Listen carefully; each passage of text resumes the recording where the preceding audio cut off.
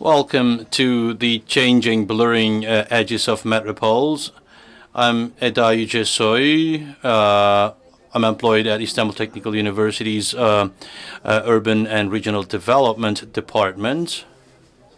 I'm going to be moderating this session, and in this session, we have representatives from Mexico, India, and Marmara Region.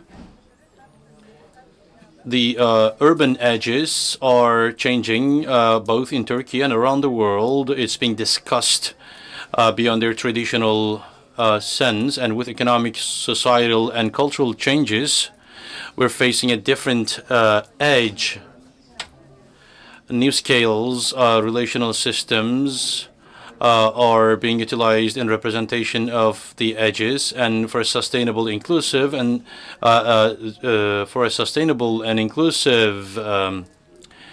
edge, we need new approaches. And in the scope of MARUF21, India, Chennai, Mexico City, and multiple cases from Marmara region of Turkey, we're going to try and shed light on the issue. The first speaker of the day is Lakshmi Priya Rajendran, and from Ruskin University. She's employed at, she's a researcher, expert researcher at the City of the Future. The second speaker is Veronica Albarran, and she graduated from Mexico National University. Her research focuses on architecture, urban livability, and welfare. And then, finally, she's a sustainable work and finance analyst at a United Nations program. With AURA Istanbul platform and Marmara Municipal Union, we're going to have MARUF21 on the go with young researchers, me, Tansel, Korkmaz, and Sinan Logie.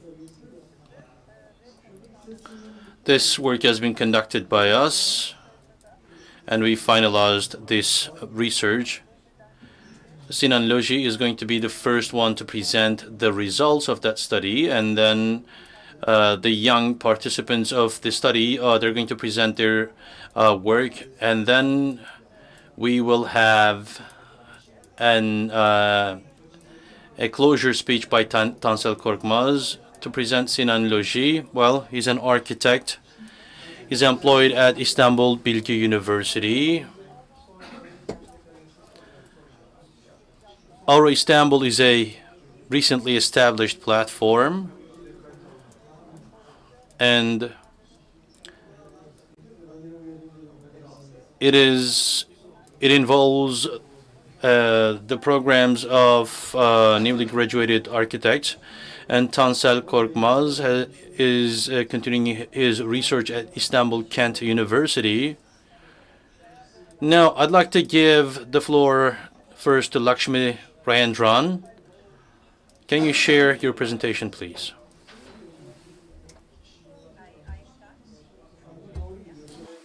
Thank you so much. Let me just share my screen straight away.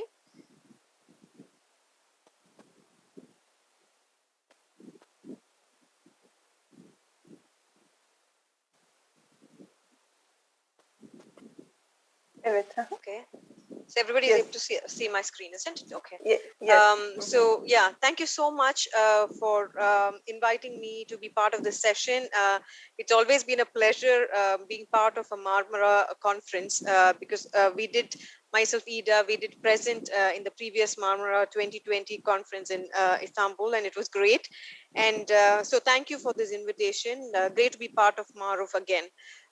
So the topic of my presentation today is towards a situated approach to urban peripheries, a case study of Chennai city, India. The paper what I'm presenting is part of a funded project which has been recently completed, funded by GCRF funding in the UK. So we are a team of a very interdisciplinary team working on this project based in Chennai, and we have a local partner in India as well. So I'll be presenting part of the initial analysis of the project findings. So let me go to the straight away to my presentation. Okay. So the structure of the presentation is I'll give a very brief introduction about the context in which the project was initiated and know how it was conducted, and then the research context, looking into the planning and the policy challenges in the peri-urban within the context of India, and then what are the aspects of the peri-urban framings which we think is problematic and how are we trying to address it in our project. Then I will look into the case study and show some of the initial discussions and emergent themes, following by the conclusion. I'm just going to minimize this so that, yeah. Okay, so the project which I said was funded by GCRF is titled as COPE, Connecting the Urban and the Peri-urban, a transformative policy framework for inclusive and resilient urban development in India. The premise in which we wanted to develop this project was there are in fact quite a lot of challenges for peri-urban areas in India, especially it is more similar even in all the developing countries, and Allen et al., who have done quite a lot of work on peri-urban areas in the global south, she does state the prevalence of shocks and stresses, particularly in the peri-urban areas, and there is need for planning and policy framework which could be actually utilized for enabling resilience and integrated city development. So in India, and similar to several other peri-urban regions in the developing countries, it has both urban and rural characteristics. There's quite a lot of strain in infrastructure, and there's quite a lot of degradation of environment and depleting natural resources as the rural areas tend to cater to the urban core. And then, of course, while the previous slide shows more scenic aspects of the case study area, in reality, there are even more, quite a lot of alarming issues, particularly in terms of the environmental degradation and the state of the area itself, where people are living. So there's quite a lot of, obviously, there's lack of planning and policy attention to peri-urban areas in India, which is why we wanted to focus on the peri-urban areas and tell how these peri-urban areas could be examined and looked into what potentials they actually embed and how some of the challenges could be addressed. In the current context, the main planning and the policy challenges in the peri-urban context in India is mainly because of a very biased approach to city development itself. Some of the existing policies like the Smart City Mission and Jawaharlal Nehru National Urban Renewal Mission, all of which quite a lot support the urban core development rather than the rural areas. And there is also quite a lot of ambiguity in the role and responsibility within the municipalities and local bodies, which I think is quite prevalent in most of the peri-urban regions, and it is the same in the Indian context as well. One other aspect, because of the urban sprawl, what is prevalent is the kind of the development pattern, which is very informal, so hence very difficult to regulate the development. And there is also a very strong existing dichotomy between the urban and the rural development. Often urban is considered as the progressive part of the city, and rural is considered as a more backward, not so progressive. So this dichotomy also underpins quite a lot of planning and policy initiatives, hence focusing more on the urban rather than the peri-urban and the rural areas. So when we wanted to look into our COOP project, what we thought, we were looking into the kind of framings which the peri-urban has been experiencing. So so peri-urban areas are often are not defined properly, or we can also say there are several definitions depending upon the agenda of the researcher or the agenda of the discipline. But often these peri-urban are understood as in-between spaces, transitional spaces, often the transformation happening from rural to urban, and peri-urban regions are also understood as spaces of flows, which includes goods, capital, knowledge, and resources, people. So most of the existing research on the peri-urban development is largely grounded in examining peri-urban regions as flows and linkages, specifically looking into the economic, social, and the political aspects, which we think are quite physical and measurable in nature. Hence, there's also a limited analysis of the peri-urban processes per se, rather than the areas.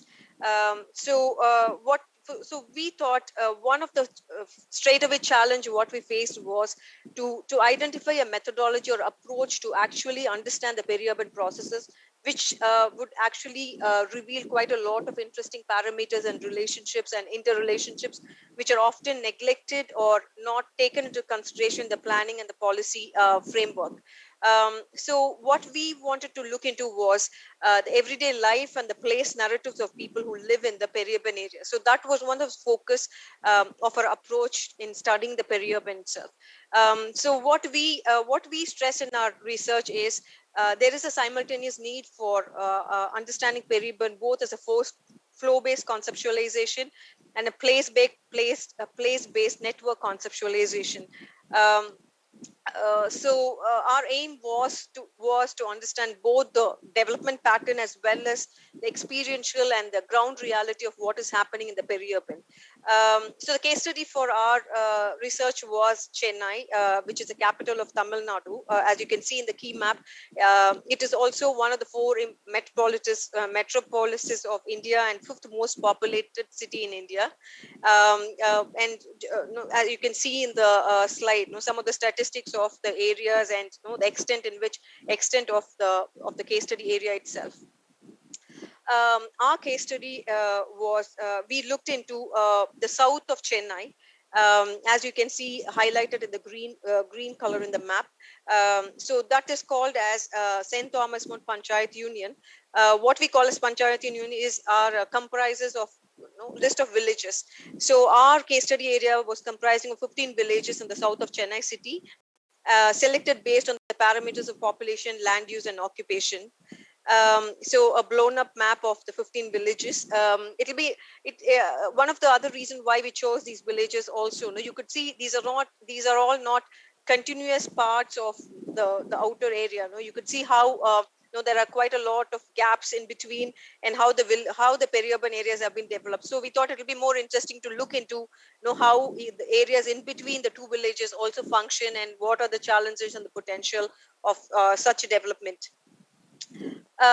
So in terms of data collection, as I mentioned earlier, our focus was looking at the right methodological approach, or I should say appropriate methodological approach, to reveal some of the neglected aspects of the peri-urban studies. So we went in for a multimodal data collection method, including both quantitative and qualitative methods. As we were looking into quite a lot of aspects grounded in place narratives and experience of people, we did employ quite a lot of creative visual research methods, including participatory mapping, photo documentation, along with, of course, the GIS mapping and surveys and semi-structured interviews. So our key objectives was to understand the perceptions of the peri-urban and examine the potential and opportunities. So we did a thorough GIS mapping to understand the changing trends, the changing land use pattern, and we also conducted surveys of 356 households in the case study area. We studied the existing, how the networks are placed, amenities are placed, the road networks, how it impacts villages, mobility. So initially, we did all the study related to the flows, the connectivity between the villages, and what are the elements in terms of the mobility and all that. And then we employed, as I stated, visual research methods of asking people to actually map their everyday movement in the neighborhood. We also did quite a lot of photo documentation works to understand every day how the spaces are being used, whether these are markets or playgrounds, often not very well designed, and often which does not actually have all the infrastructure which is required for a park or a playground. We also conducted quite a lot of focus groups with experts to understand their notions of what peri-urbanization is, and what are the trends and the perceptions of peri-urban from the expert perspective. So some of the emergent themes which came out of the research was, while the flow-based conception looking into the infrastructure development and the amenities, and also the land use pattern, it helps us to understand the emerging trends of development.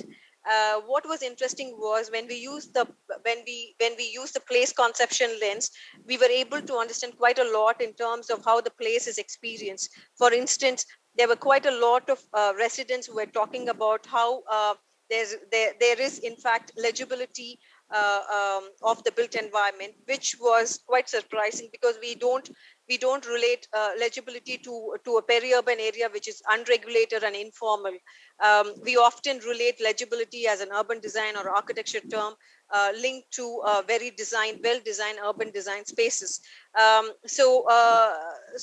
of the reasons why the residents were feeling the built environment was having more legible landmarks, is because the kind of transportation they use, they walk a lot, and the kind of amenities which are available are very close by, and there's quite a lot of positive social networking opportunities which are available both face to face as well as online, especially during the COVID times.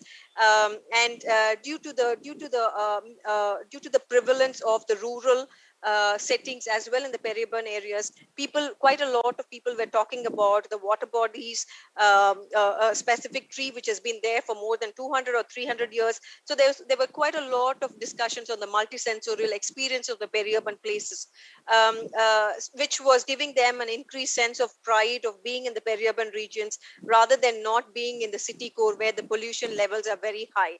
I'm not saying the pollution level are minimal in the peri-urban areas, but compared to the urban areas where there's quite a lot of transportation and where hectic traffic, the pollution levels were relatively lesser here. So the peri-urban areas also enjoy the sense of advantages of both urban and the rural.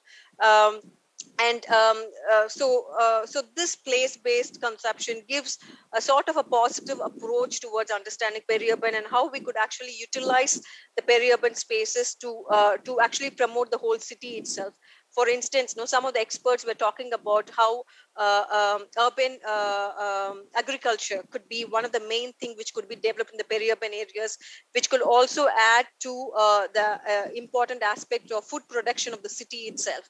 While we were using both the place and the flow lens, there were quite a lot of positive elements of the peri-urban areas what we could understand. So this dual lens framework helps us to understand both the complementarities and the contestations, mainly in terms of the social spatial justices and spatial practices and patterns, and how communities engage. Of course, there were problems about lack of infrastructure, access to parks. Some people have to really travel very far to a properly designed park, and some of the parks which are available were not maintained well. So there are those aspects of environmental and social spatial injustices and justices discourses which could be dealt more in detail when we use both these lenses.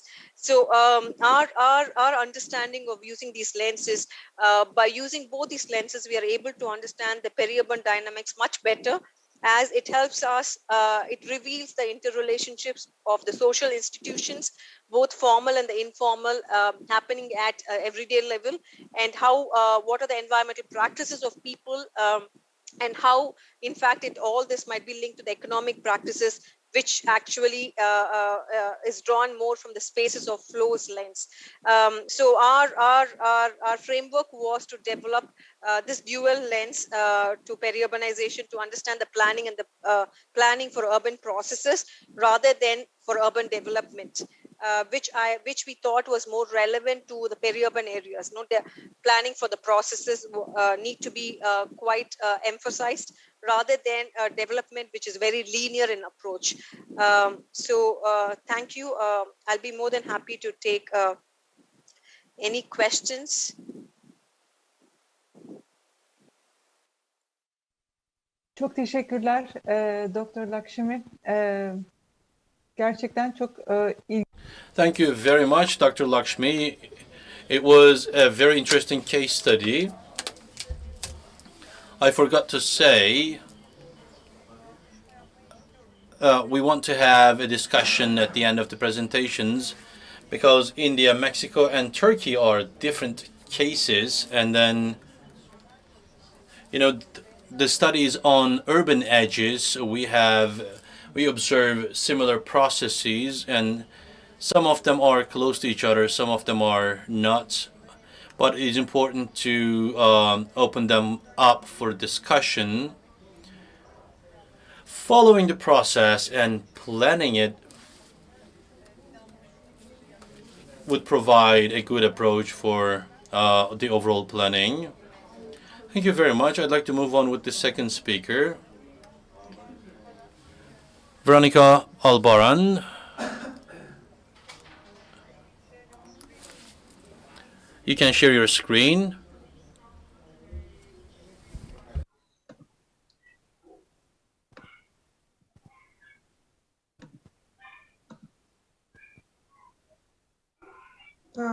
Okay, so I don't know if everyone can see my screen right now. Evet, evet, gayet iyi. Teşekkürler. It's Okay, good. great. Thank you. Thank you. Okay, just give me a second.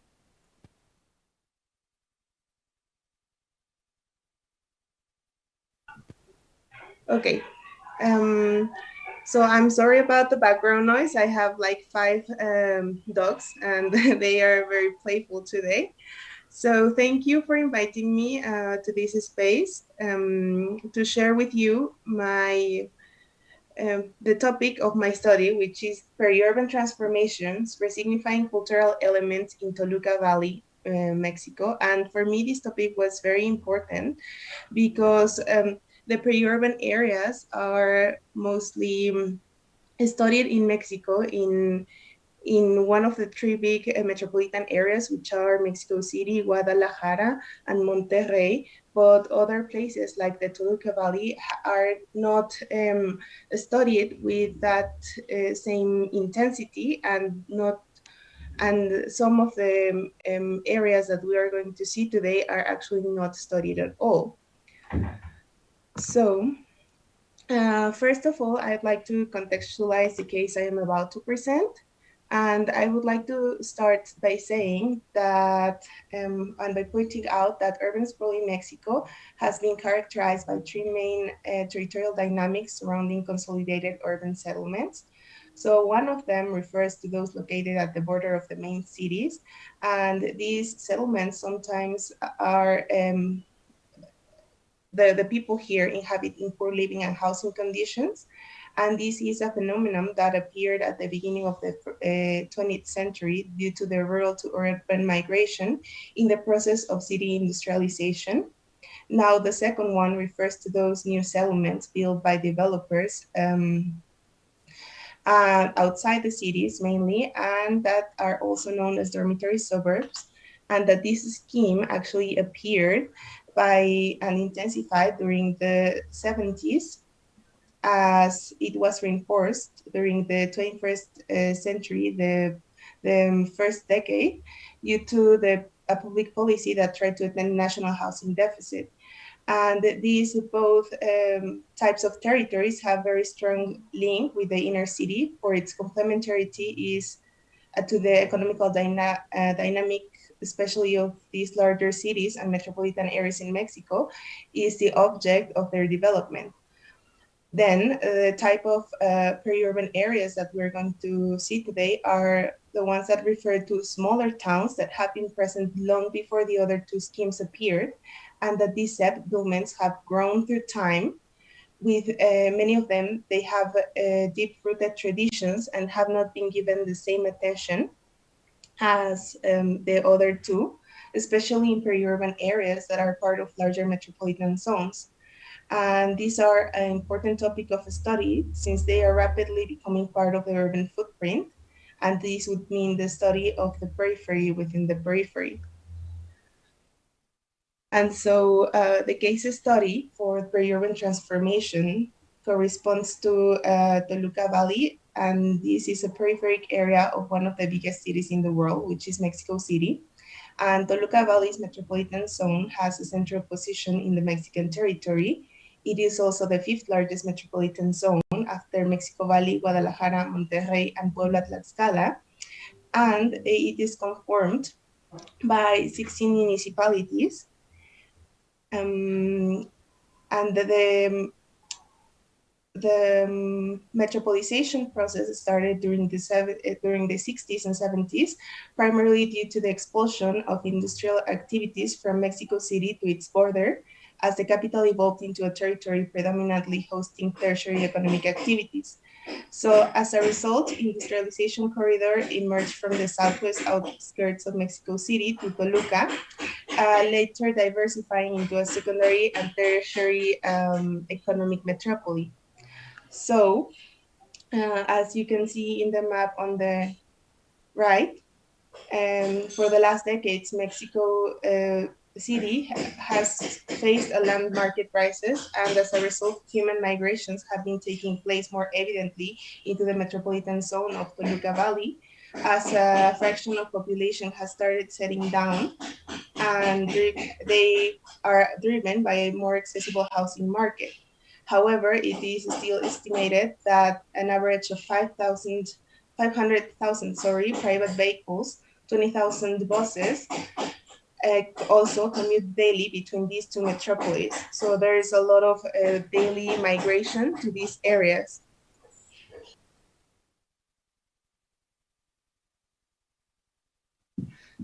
So as a result of this continuous and massive migration between these two metropolitan zones, an interurban train from Mexico City to Toluca was set as one of the main national infrastructure projects from 2014 to 2018, with the objective of having a more efficient connection between the capital and the valley.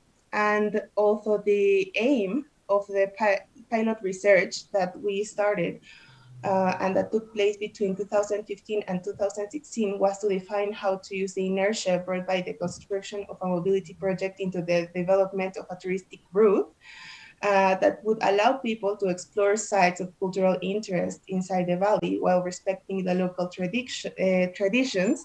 This in order to trigger some economical development in the more marginalized areas.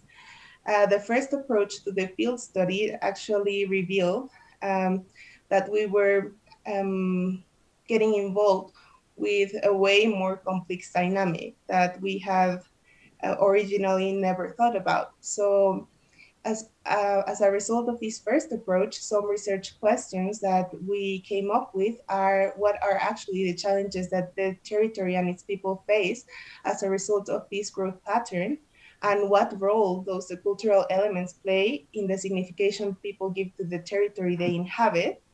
And lastly, how does the value of these cultural elements change as the dynamic of human settlements get influenced by territorial expansion? And these were very important questions to us because the interurban train seemed to be triggering a lot of land speculation for more and more housing development. So in order to define a more specific area of study of these peri-urban dynamics, it was taken into consideration that 5 out of the 16 municipalities that conform the metropolitan zone of the valley had a direct contact with the interurban train. And currently, most of the population was settled in Metepec, Sinacantepec, and Toluca municipality. So we defined as our area of study towns at the periphery of the Toluca municipality, which are Calixtlahuaca, Tecajican, Cacalomacan, as well as the whole two other municipalities, Sinacantepec and Metepec. And so the methodology was divided into two main stages. First, it was a definition of the characteristics of the territory that shaped its identity. through the recognition of key cultural elements associated to the territory, key architectural and urban spaces associated to the community, relevant characteristics of the territory, and the real and perceived borders inside those territories.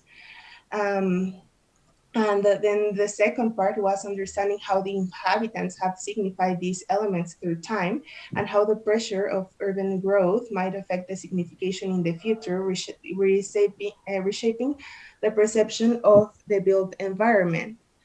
And this data was obtained by an on-site analysis, structured and in-depth interviews with local residents, also complemented by official sources such as information for the interurban train and the local development programs, as well as other studies of the peri-urban phenomena and narratives of the studied places.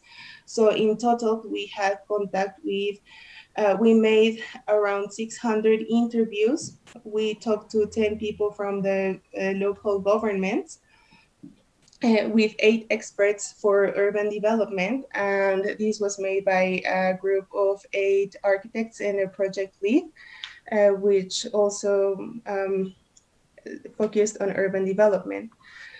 So what we found after analyzing this information is that a very key cultural element that emerged similarly in those 5 areas was a strong attachment to the religious festivities, especially by the older residents. However, there was little to no involvement of these activities for incoming residents, that would be people who were not originally born in the area, but settled down 1 to 10 years before this study was made. And it was also found that each settlement had very characteristic activities that were and sometimes keep being relevant to the territory. As for example, the case of Calixtlahuaca, that is related to an archaeological zone, and it has very important pre-Hispanic presentation events that take place in this site. Also on Tecajic, where there's a long tradition of piñata handcraft, which is a very unique Mexican handcraft.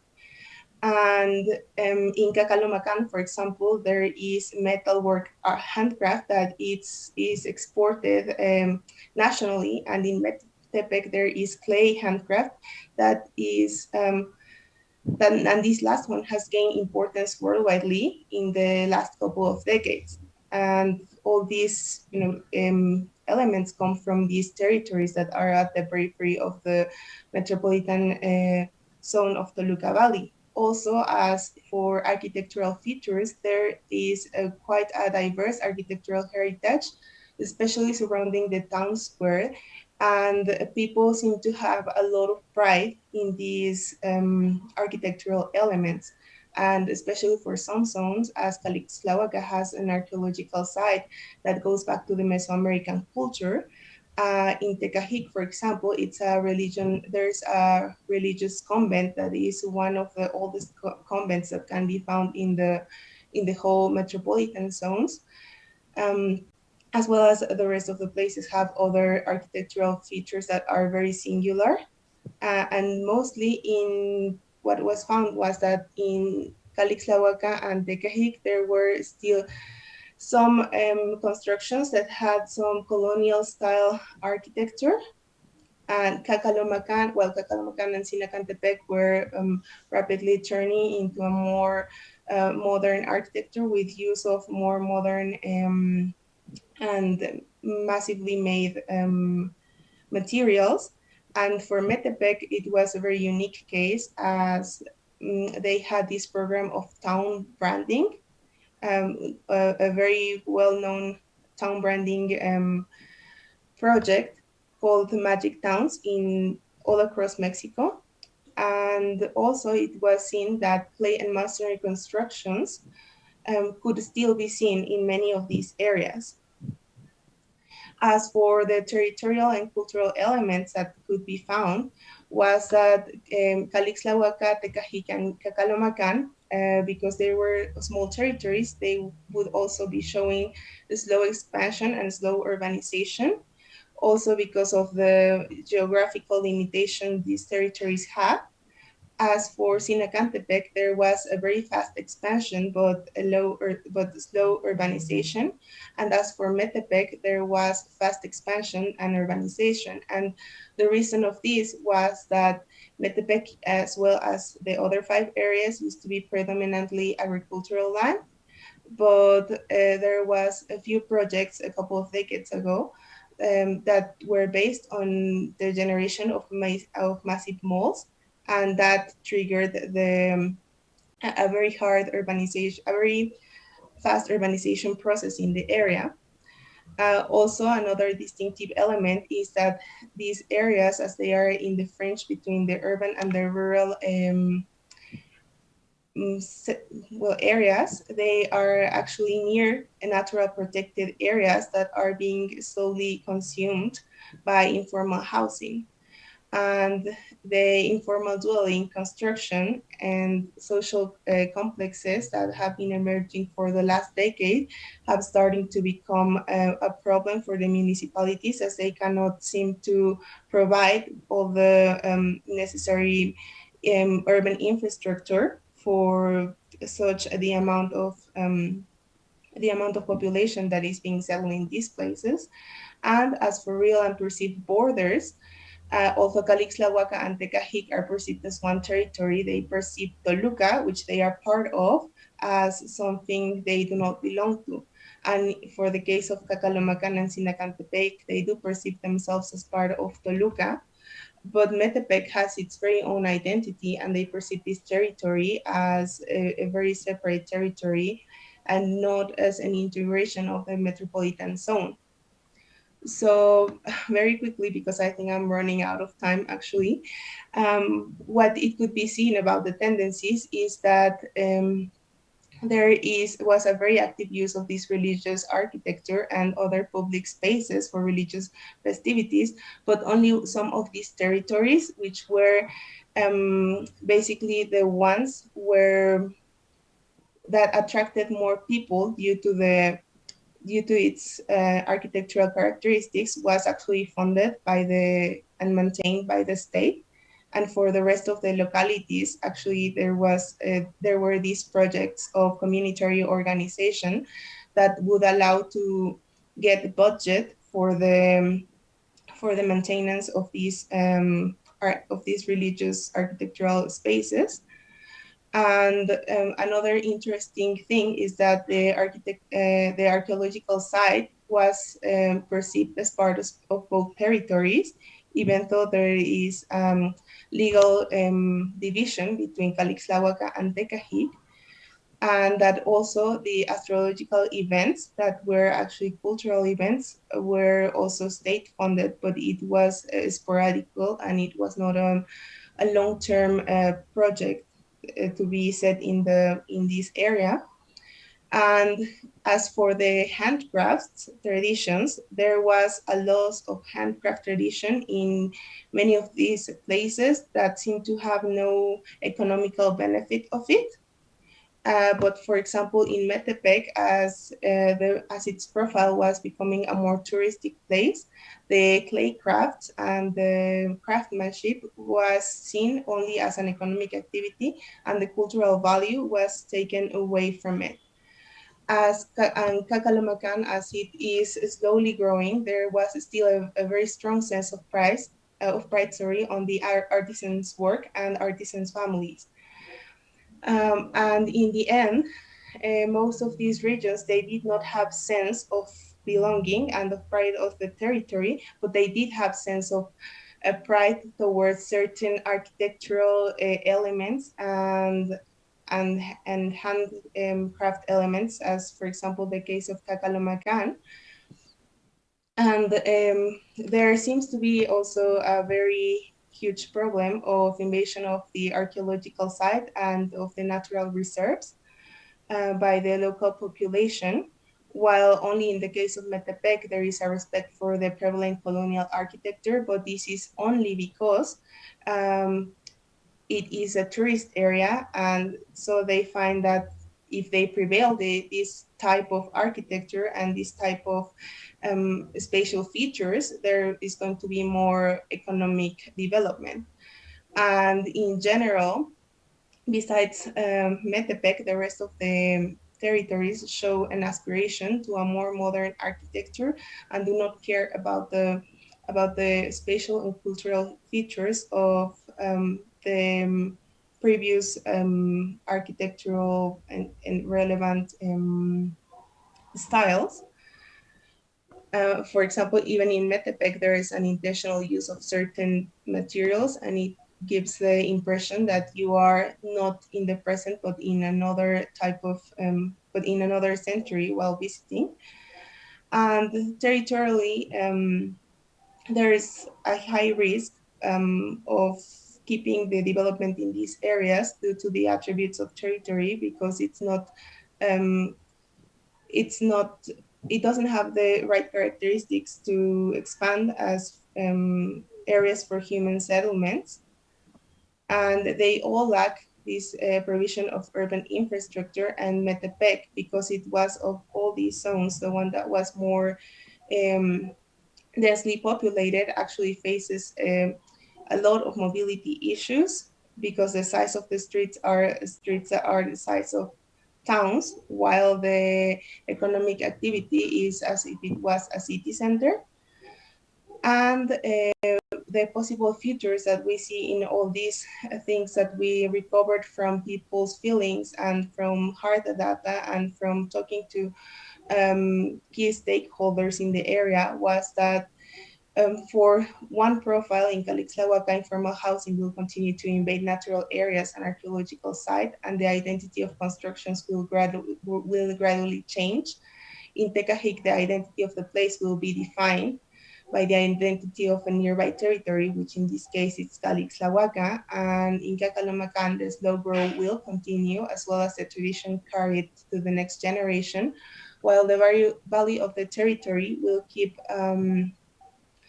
resting on the sense of pride and belonging they have for their both physical and non-physical features of the space.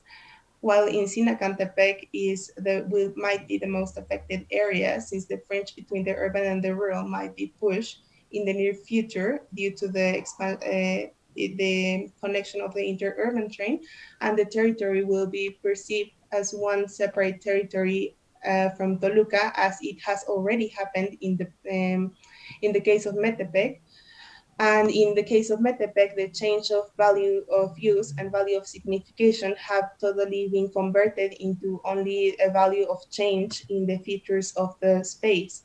So the conclusions are, first of all, that what we had not planned in the very beginning is that the peri-urban is quite diverse, even within a small territory such as this metropolitan area, and that the process of town branding, even though they bring a visual territorial identity, they do not assure the prevalence of cultural value of its characteristic elements, and that even if there is value found in elements of the territory, there is an unawareness of the value of the damage of informal urbanization to the environment and historic heritage, that there's generally risks associated to the territory, and that are omitted by local communities and then managed by the local governments, and that quality of infrastructure represents a challenge in all these type of peri-urban areas, whether there is a small amount of population, but it becomes more challenging as there's more population, and that there's actually no understanding of the environmental services these protected areas nearby provide to the city as a whole. And that finally the interurban train threatens to incentivize a growth pattern that will generate gentrification in many of the borders, but especially in Sinacantepec. And so basically this first stage led us to think that we actually had to rethink about how we wanted to do this route in order not to actually trigger all these negative impacts in the peri-urban areas, but actually manage them in order to make a more integral proposal. And that would be it for my presentation. Thank you very much. Thank you very much, Veronica, for this very interesting presentation.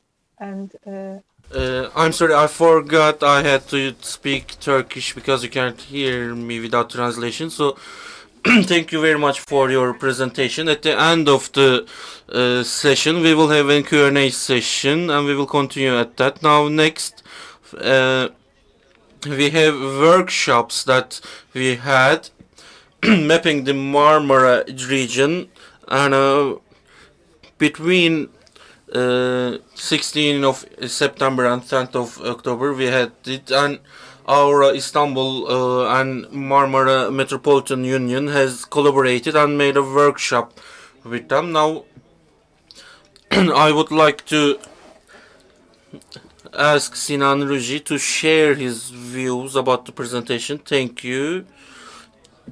Thank you very much. Hello everybody. Yes, these presentations were very inspiring and made me excited. Seeing different geographies and realizing how common and actually similar we are, how common our problems are, was inspiring. And our workshop was unfortunately was very quickly done, and it took 3 weeks, but thankfully we have 14 researchers who are very capable. Now for the Marmara region, both about the global location and Turkey's location within the Turkey, they have a lot of capital movement and infrastructure, and what we realize is Istanbul metropolises has been researched for years, and of course the limits and fringes are edges are blurry for Istanbul, and the effect area is giant, and the Marmara area is feeling that the edges are moving out, and that's why we wanted to move out from Istanbul. Of course, we had enough research on Istanbul, so we wanted to find new areas that are developing on the fringes, and we also wanted to focus on water sources, rivers and lakes, and of course Marmara Sea. As you all remember, we had a mucilage problem in the Marmara Sea, and we know that Marmara Sea is giving an alert, and it is the lowest oxygenated sea. It has lowest levels of oxygen in the world, and it has a real big problem. Of course, in the last 100 years, the Marmara region has gone from 12 million people to 100 million people or 80 million people, and we have a very rapid population increase. More than quarter of the population is in this area, and 50% of the GDP is made in this area. That's why we first of all wanted to depend on computerized data, and after that we wanted to have a biopsy of the region, because this is a diseased area. What we can do was a biopsy for the Dilovası area and the southern areas, and Iznik Lake and Marmara Sea, the areas in Biga and Gallipoli and to Chorli, going forward to Edirne and Çerkezköy. These areas are under the most risk, and their relationship with water is under risk. Another difference for our workshop is we wanted to walk through it. We wanted to get the soft data with hot data. I mean, we were in the field as well. We walked through these areas and we talked to people, and we wanted to observe it with our own eyes. In addition to the computerized data, we wanted to see it. Now, I would like to give the floor to my researchers and our team. Thank you very much for listening to me. Thank you. Go ahead.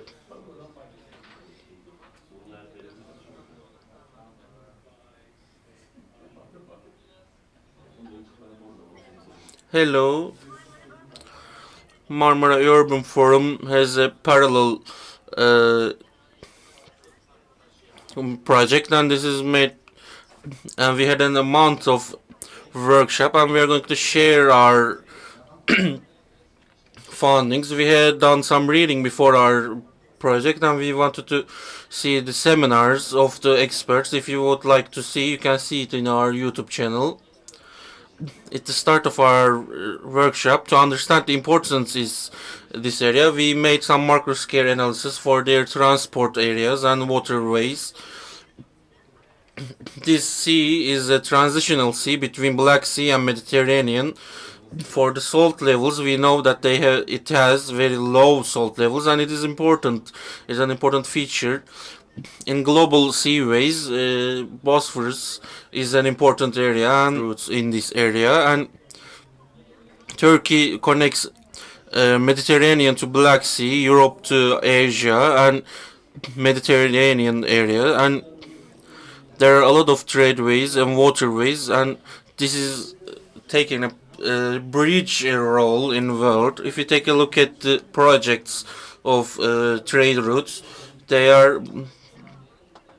you can see that Turkey connects these continents between them. For the national scale analysis, we first take a look at the population density, and Istanbul, Ankara, and Izmir has the most population density around Turkey. For transport routes, we have railways and highways, and for the border transition, we can definitely see the connection between Asia and Europe is in this. There are a lot of airports in this area, and this is a center for trade because of the location. And for the earthquake lines, you can see there's a big earthquake risk. And for the regional scale analysis, if you were to take a look at the GDP graphic, we realize there is a constant raise. If you compare it with the world global data, we can see it peaked in 2013 and went down after that. Around Marmara Sea, we can see the population is increasing immediately, and the agricultural population is reaching zero. And this can be explained because the villages have been made into neighborhoods, into the cities at this point, and this is a legislative situation. If you take a look at the industries, there are construction, finance, and the service industries are very active. If we work at the transportation networks, there are very important areas, and there are a lot of areas that are developing a lot. The edges are developing a lot, and there are a lot of movement outside to the edges, and industrial line in the northern area and new highways made in the northern area will make us think that this will increase. And also Marmara Sea is an inner sea, and as you can see, there are problems like mucilages happening. In our workshop, we had a route around Marmara Sea, and we had 5 different biopsy areas, and Çorlu, Gelibolu, Biga, Gemlik, Dil Ovası has been selected, and we focused on taking a look at the water quality, and we try to experience the problems in its areas. First area is Dil Ovası and Altınova. It is in the northern region, and it is between Izmir and Istanbul. What we first see is there's a giant industrial zone here, and unfortunately there is air pollution because of that. There are 3 routes that show the housing areas and industrial areas connection, and we expected and realized these areas while we are working it. There is a very wide industrial zone right here, and these 2 areas are very separated, but there's a new bridge that has been done 5 years ago, and what we are thinking about is, will it increase in the future, the amount. what we realize is in this river there are some industrial waste that is polluting this river, and we can also see rural life in this area. Dilovası is a very hilly area, and there are two main rivers, and Istanbul Ankara highways are right here, and because the areas and the sea level has a lot of industrial development, and it is not the shore is not reachable.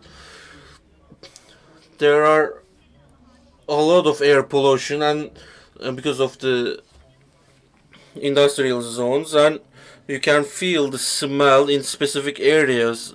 This area is experiencing cancer rates, and the cancer rates in this area is 33% of Turkey.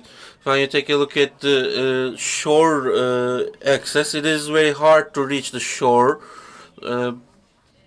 There's a Herzegovina, which is an important mountain in that area, because it is on top of an earthquake line. You cannot have agricultural areas in here, and there's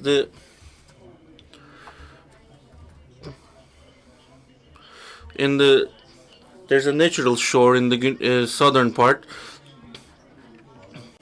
There is public areas, and agricultural lands have been turned into public areas, and roads have been built in this area. There is a heat wave that is generated by the bridge, and it has positively affected bird species in this area. So this bridge has, you can see the damage of the bridge and also the industry in that area. If you go to the other area, you can see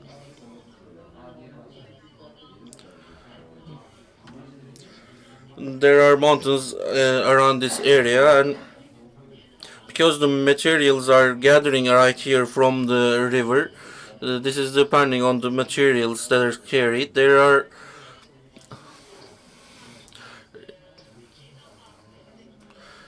We have taken a look at the networks and roadways. There is the relationship between these things, between these areas. We have walked 15 kilometers between these areas, and we have also driven around them. If I take a look at it in a bird view, the edges and fringes is we can see there are new roads being built, and after Karsak River there's an town called Gemlik with 100,000 population, and in the northern area the Orhan Gazi town is right here, and Gebze Orhan Gazi highway is showing the areas that are generated around these regions, industrial area. There are a lot of waste that has been thrown, and the agricultural actions are threatened by these waste.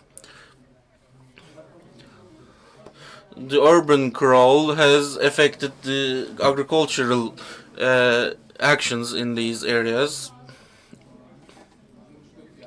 There are a lot of immigration as well, and there's a big change in the recent time in this area, and from the İznik Göl, from the southern part of the Göl, the lake, from the southern side of the lake, it will reach the Marmara Sea, and these lands that are having the, when you take a look at the urban development, you can see Cumhuriyet neighborhoods being moved, and these have not been successful, so the population density is increasing, and the urban crawl is moving forward.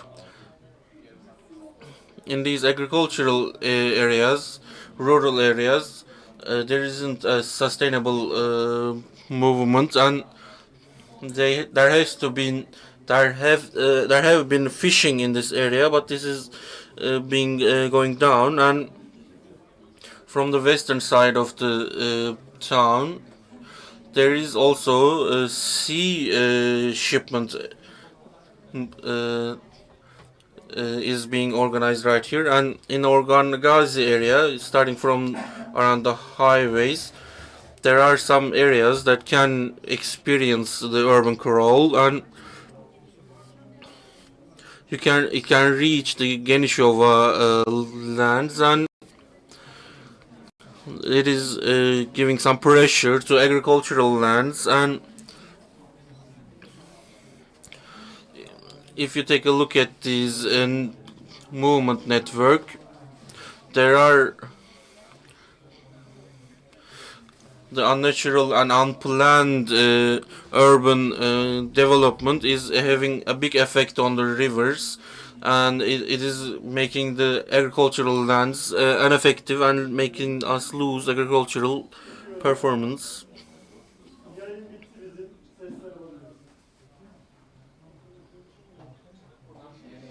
In our third biopsy area, Biga, for the workshop area, we have taken a look at the eastern areas of the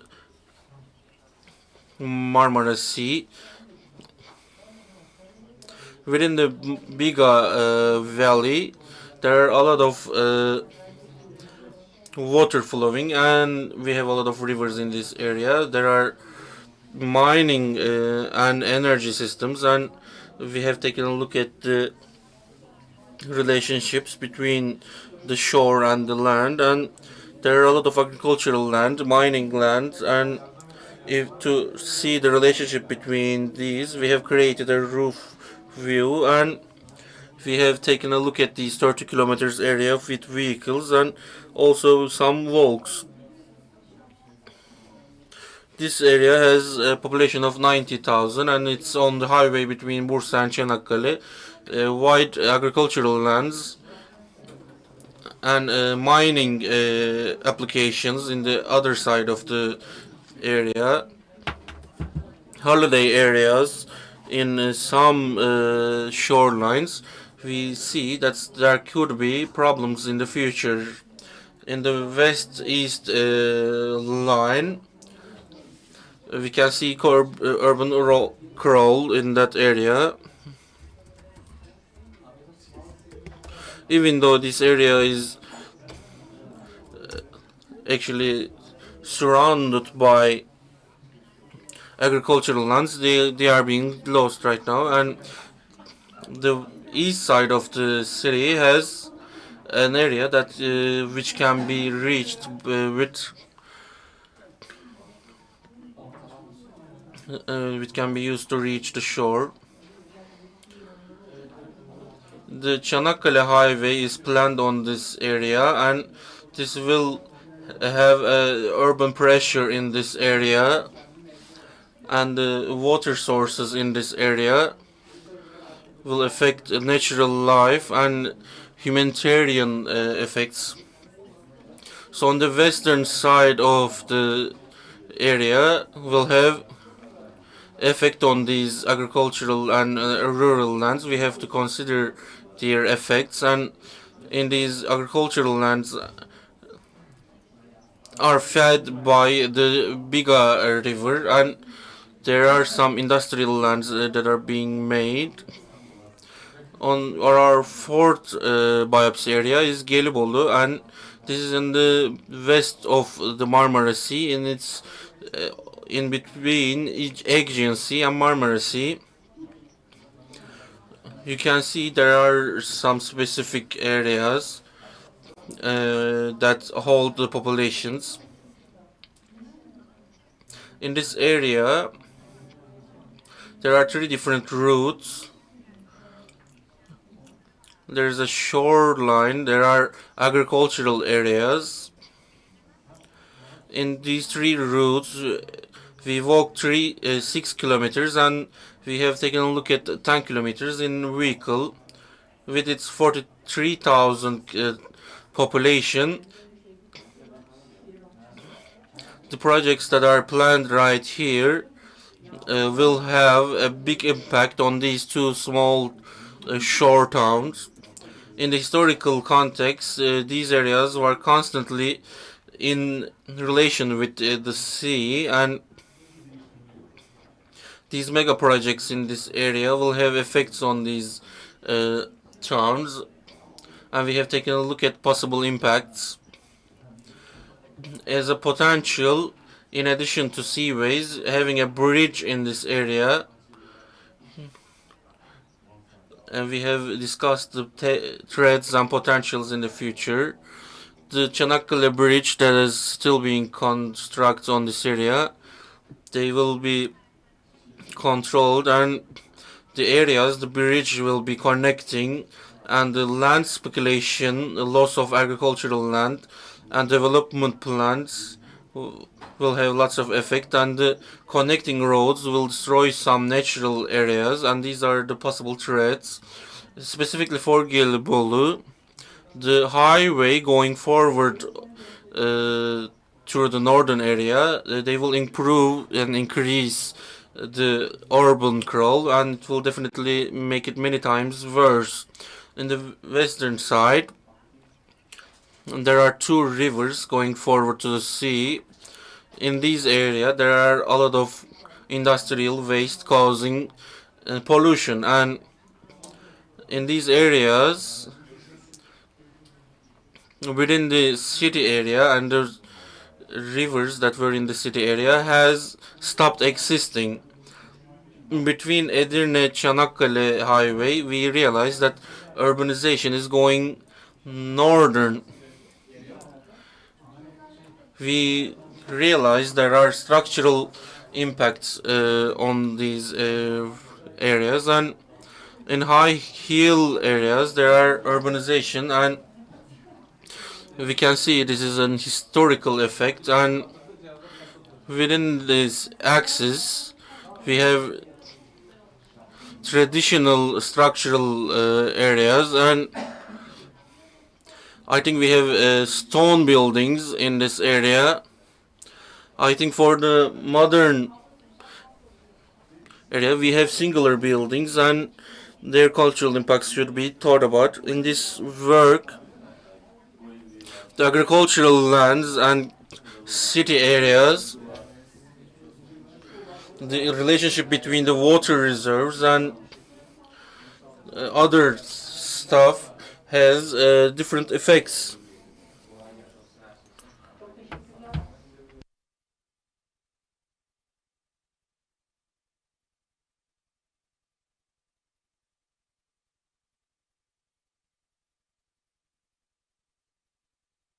After Istanbul, this is the greatest area with population, and this has a lot of resources in this area, and it is very valuable for industry.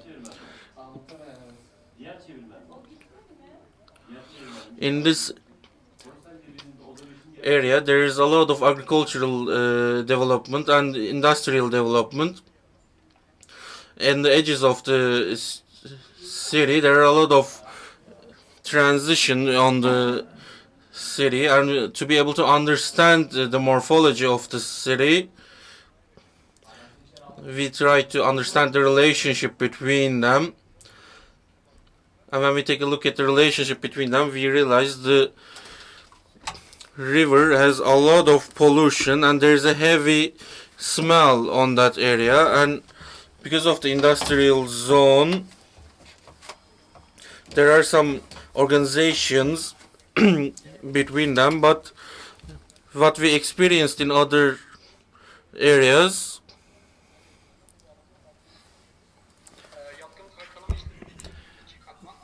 the first two layers of the mapping are the rivers and autobahns.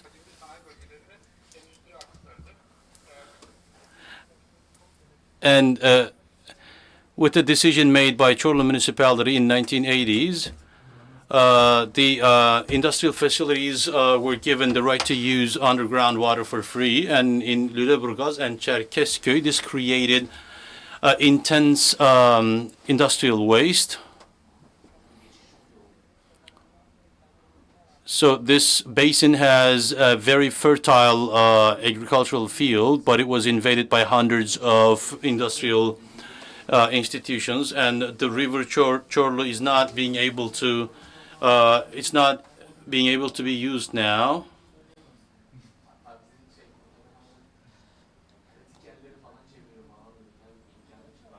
As a result, in a macro-regional scale, in Marmara region, we have intense agriculture and industrial zones, and we have urban agriculture as well. There is a tense relationship between these regions, and the changes that go through in this part between 1998 and 2020, there has been a 93% of settlement, and that is again between 1990 and 2018. There is a 210% of increase in industrial zones, and that this is 66,000 acres of area.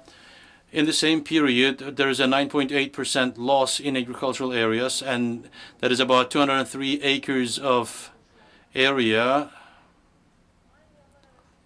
In the same period, there is a 6.5% decrease in greeneries, and that amounts up to 129 kilohectares acres area.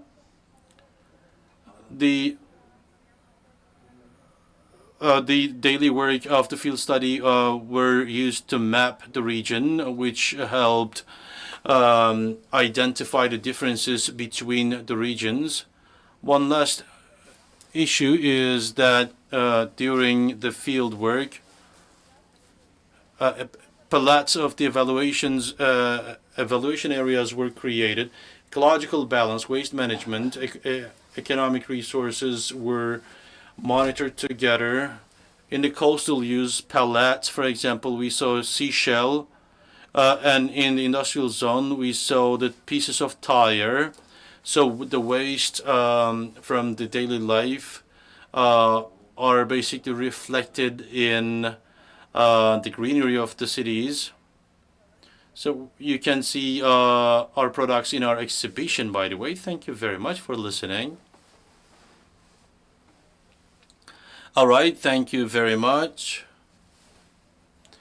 AURA Istanbul research team. Now we're getting connected to Tansel Korkmaz.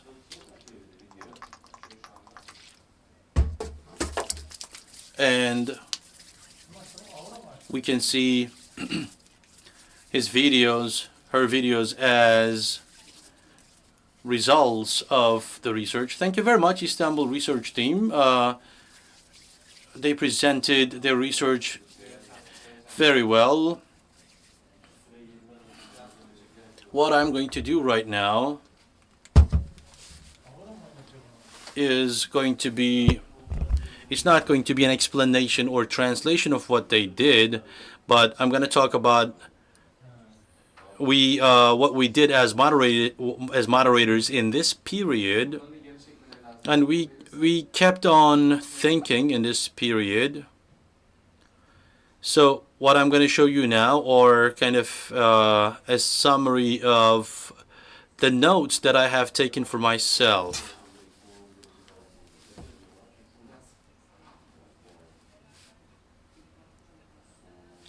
As in the book of Richard Sennett, Together, you know, he basically compares rehearsal with the performance. You know, he's a musician as well. Presenters, the researchers presented the performance, and I am going to present my notes now. This is a 3-week study. On the one side, in our training studios, we are trying to frame the issues today. And just like Sinan said, we mostly studied Istanbul. And when I was coming to this workshop, you know, the edges of Istanbul was on my mind, and the issue of mucilage showed up. And then this was a wake-up call. You know, without positioning Istanbul in the region of Marmara and at the coast of Marmara, it's not possible to understand it. So we try to understand Istanbul in the context of Marmara, and what kind of research could we run and what could we look into. In this 3-week study was more of a sketch for us. Such studies, how to do them in 2020s, basically. This was a sketch about that. So the issue was the changing edges of metropole. When we say edge, we think the boundary as a concept that is between the urban and rural areas. But, the very definition of this boundary is changing, as it is changing as well. Its content is changing and transforming all the time. So in 2020s, if we want to understand the boundaries in the region of Marmara, we should position them in a historical perspective. And to understand it better, we should look into the relations of urban and rural areas in a mutual comparative sense. What would we get from that? It would show us the trends of that transformation and the breaking points of it. And the second thing that we would get from it is, it would identify the opportunities and the threats that came out of that. All that effort to understand, what was it about? Well, it was about building an imagination of future. It should not start in our minds, basically. It should start from the ground, and we should start with understanding the ground. Thus, at the global scale, when we position our imagination of future, what do we see? Well, we do this imagination at the threshold of 2 large crises. Well, it's not the threshold. Perhaps we are in the crisis. As mentioned at the end of 1990s by Emanuel Wallerstein, he says capitalism is falling, and to understand that, we go back to 60s and we collect data on the networks and flows. A second crisis, these 2 crises are connected, and that is climate crisis, climate destruction, if you will. And to understand that, we collect data on the sustainability of the ecosystems. So the construction of that historical perspective is very important. We cannot even talk about the singularity of historical perspective, because there are historical perspectives, different ones. When we go over the networks and flows, we see a different construction. When we look into ecosystems through their continuity, we see a different system. We are basically just understanding these ecosystems and their sustainability. I'm very excited, and at the same time, as I see the threat, I am shaken. So to understand the different perspectives, we have 2 different approaches. We should. One of them is the relational thought approach. What do I mean with that? It helps us understand the flows and networks. The second one is a more phenomenal approach that is based on individual experience.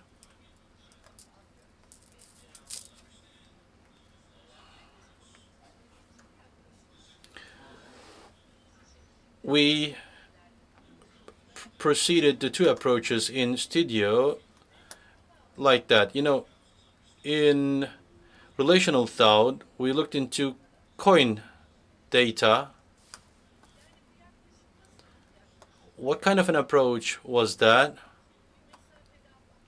Well, we are looking at the issue from a distance.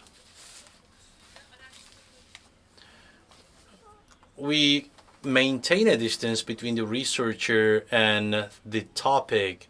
So it's basically a perspective from bird's eye view. And we experienced that in the first couple weeks. And our researchers have created a lot of competencies, and then they presented this very well to us. And then to test the phenomenal approach, we went to the region. We started talking about being close, being within. The other one was more of a mental approach. How did we do that? We walked, we collected, we spoke, we listened to, we remembered. And what did we try to do? We tried to close the distance that we created in the first week. We became one with the ground. And we didn't create a distance with the research topic, but we tried to situate ourselves as a part of the grounds. As a result of that, in this research, we studied different scales, and as a result, I can say what matters is not sequencing, not prioritizing these different scales and thinking them together. Our mental habits do create sequences. You get one of them done and you move on with the next. The mental and the bodily one, the mental and experiential one, trying to do them simultaneously transforms them as well. And a real understanding could only come out of an effort like that. So we should be able to go and come back between the two. I call that a zigzag thought. All that efforts of understanding, why is it that important? We try to create a framework to understand.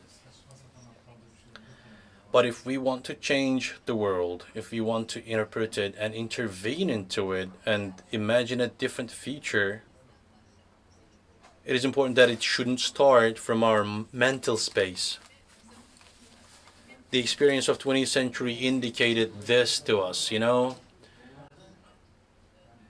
The transformation that starts within mind, well, they harmed the world a lot. If we want to repair that harm, where should we start? We should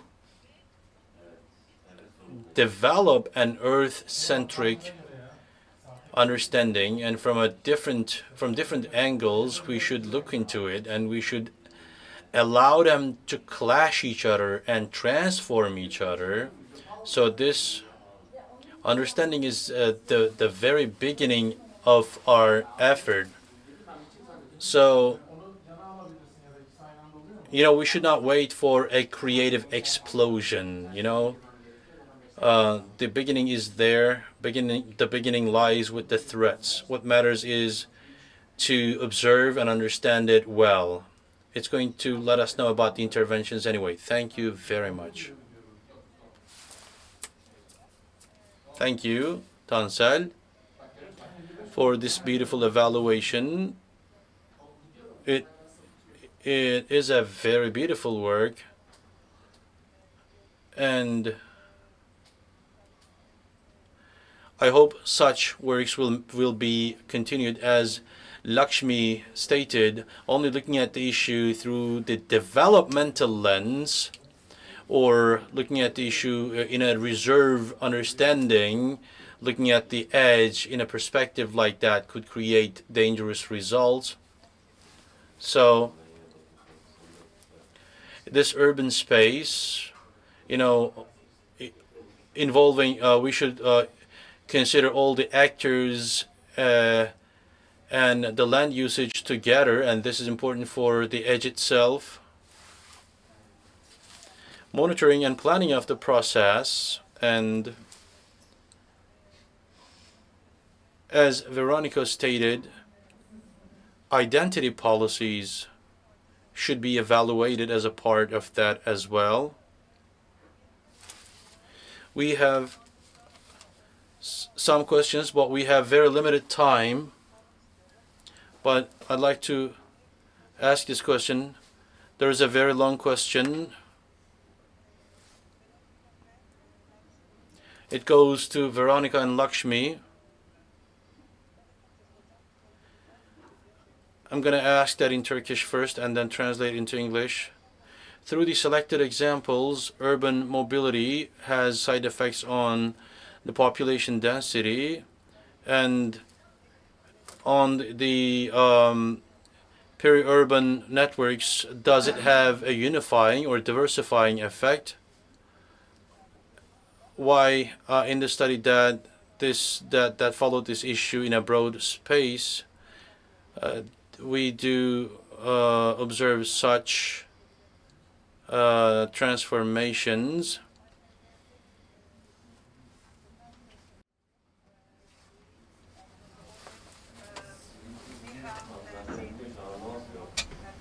In the metropolitan areas, we have seen somehow homogenizing effects of this, let's say, developments. Do you think this is widespread in other areas, or do you think in Mexico City, in India, in Chennai, or in other cities? Also, you know, the UK cities as well. What do you think about, in general, these trends in peri-urban areas? Can I answer that quickly? Yes, please. Yes, please. Yes, so homogenization of architecture, the built environment is prevalent, everywhere, regardless whether it's urban core or the peri-urban. And I think this is something which is being dealt by certain scholars, where, for example, in India, there's quite a lot of colonial legacy which is still left, where people think a high-rise building is kind of is metaphorical to progress, rather than looking at the identity and culture and how the architectural character of the place should be. So that is also seen both in the peri-urban areas and the urban core. And there are discourses within urban studies where people are trying to understand development from a decolonized perspective, giving more importance to the cultural specificity and the contextual specificity of how buildings should be developed. Interestingly, Veronica's study does show how the peri-urban spaces does have quite a lot of unique cultural and architectural identity. So we cannot do a sweeping generalization that this is happening everywhere, but there are places where, for instance, where there's a very strong rural community, there is still quite a lot of identity and character of the rural environment which is being shown, which necessarily is not very homogenized environment. So yeah, so this is definitely a problem. At the same time, there are ways through urban planning and design and decolonizing urban development in the areas. It could help us to come up with a more unique identity and character of those places. Okay, teşekkürler. Veronica, would you like to add something? We have almost out of time, but maybe just a few words. Yeah, okay. Yeah, so as Lakshmi said, this is a generalized phenomena, but at the same time, I think the more we understand about the peri-urban areas, the more propositive we can be about how to make a design that actually keeps some of the identity or the most important identity elements of these settlements. as we progress toward incorporating these areas inevitably into the urban fringe. And I think an example in Mexico, and probably the only example I know about, is one of these Magic Towns programs. I consider it the only successful Magic Town program made, and it's actually in another metropolitan zone that is Puebla, and it's called, well, right now I can't remember, but I know it's in Puebla. And what they did in this case was that instead of being a very top-down design for this area, what they did was they empower the community, and now the community itself, they think of them as the protectors of this area as it grows, but they also have a very strong governance. So they defend their rights and the right of deciding how to develop this area while keeping this the cultural essence of the place. So I think there's ways. There just needs to be more political and also governance decision to make it happen. Çok teşekkürler Veronica. Thank you very much, Veronica. We're out of time, and I have to adjourn the session. I'd like to thank all the participants very much, and I appreciate the effort of MARUF21 that for giving us that opportunity. I'd like to thank the audience as well. Till we meet in the next MARUF meeting. Bye-bye.